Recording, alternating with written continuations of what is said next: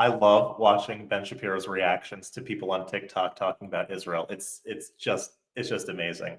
They made a second edition over here, so let's watch it together and then talk about it. But first, hit that subscribe button over there in the corner. We'd love to stay in touch. Check this out. Today, about 70% of all Gazans are considered refugees from the 1948 expulsion. Okay, pause that for a second. How is that even possible? Seriously, how's that even possible? When you say 70% of all Gazans are considered refugees from the 1948 expulsion, the only way to say that that is the case is by including, of course, all of the descendants of the people who were, quote unquote, expelled. And by expelled, we mean they moved 3 miles down the road from Ashkelon to the Gaza Strip. So what? Israel is supposed to accept back entire populations of people who seek their destruction. That's the goal here. This predictably sparked a war. Yes, when you have colonial powers coming into a territory that does not belong to them and forcibly removing people from their land, it tends to get violent. That's the end argument. The end argument, as always, that Israel is a colonialist occupying power, an outpost of the West. The Jews are not indigenous to the land. The Arabs are somehow magically indigenous to the land, despite the fact they come from, Arabia. And despite the fact that Islam is predated by Judaism by at least a millennium and a half. Obviously, the Jews are the original European settler colonialists. Doesn't matter that the vast majority of Jewish land in the run-up to 1948 was literally bought. It was purchased. It was not militarily secured. It doesn't matter. There was continuous Jewish presence in the land for thousands of years. The idea here is that the true original inhabitants of the land are the Palestinian Arabs, who did not even consider Palestinian Arab to be an actual national designation until the 1960s. All those Arabs were considered Transjordanian, or they were considered Syrian or Egyptian. Yasser Arafat, for example, was Egyptian. In the end, all it comes down to is this idea that the Jews are the colonialist occupiers. That's all it comes down to, which, of course, is the fundamental big lie at the root of all of this. Yeah, but you're missing context. What about before Christ? Invoking the Bible as an excuse to ethnically cleanse a population from its territory is a baby-brained middle school argument. Hold on a second. That's not that's what was in the claim. The claim is not that the Bible justifies Jewish ownership of the Jewish homeland. That's not the claim. The claim is that you are saying that original presence on the land is the historic justification for continued presence on the land. And so I'm saying the Jews predated the Palestinians, which is true by every possible measure. That has nothing to do with the Bible. That has to do with a basic historical argument. In my frustration last night, after seeing the hundredth... How fast does Hamas kill this lady, by the way? I decided to check out the location tag of Tel Aviv on Instagram just to see what the people of Israel were dealing with. And the results were quite telling. As you can see, they're hanging out, they're taking selfies, they're ordering sushi. This is a photo from the beach. They're having little performances in boutique hotels.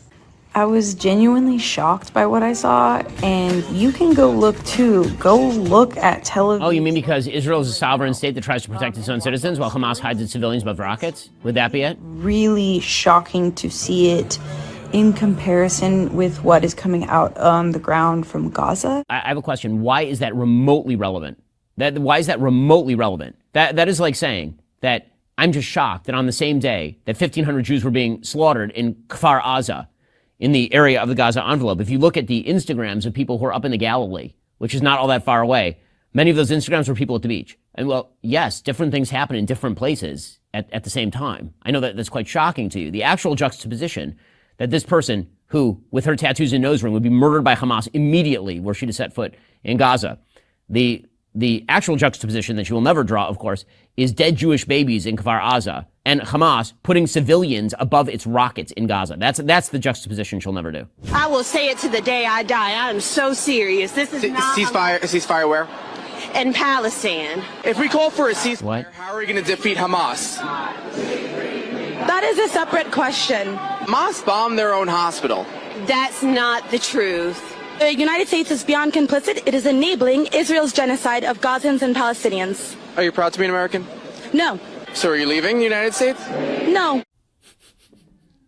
Whenever there's an accusation of genocide against Palestinians, I have to say, worst genocide ever. Seriously, least successful genocide ever, considering that at the inception of the State of Israel in 1948, there are approximately 1.2 million Arabs living in the area. They're currently in the State of Israel. A couple million Arabs living in the State of Israel, 2.5 living in the Gaza Strip, and 3 living in Judea and Samaria. So over 7 million people who are supposed to be the victims of a genocide that doesn't exist. This is a creepy, weird lady. Ooh.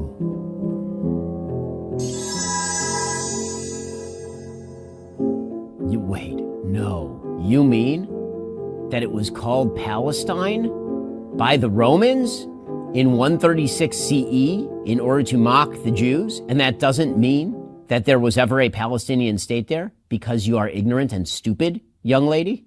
For literally decades, Palestinians referred to Jews living in the area because it was called Palestine after the Philistines by the Romans to mock the Jews. But if you don't know history and you're a moron, then you just open a book and you're like, I know things now. I mean, I was pretty clear that she didn't know things just based on the decor of her room over there. If Amy Schumer and Ben Shapiro are on your side, maybe you're on the wrong side. Why they hate Amy Schumer? Maybe if Osama bin Laden and Hamas are on your side, you're on the wrong side. You're not as clever as you think. Well, I mean, that's a fact. And I have no great love for Amy Schumer, but that's a pretty weird coalition, like me and Amy Schumer. But you know, it's an even worse coalition, as he says, actual f***ing terrorists.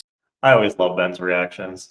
Yeah, it is ironic because most of the people in those TikTok videos would not survive even 5 minutes in Gaza or anywhere in the Middle East except for Israel, which is, it's just, the irony is, so just let me get this straight. All these TikTok influencers, when Israel defends itself from terrorists who literally call for its destruction, that's aggression. That's aggression. But when Hamas launches rockets from hospitals and schools, that's just resistance.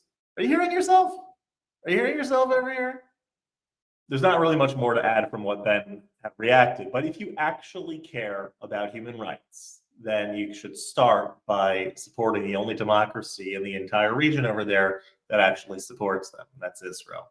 If you like this content overall, hit that subscribe button over there in the corner. We'd love to stay in touch. Take care.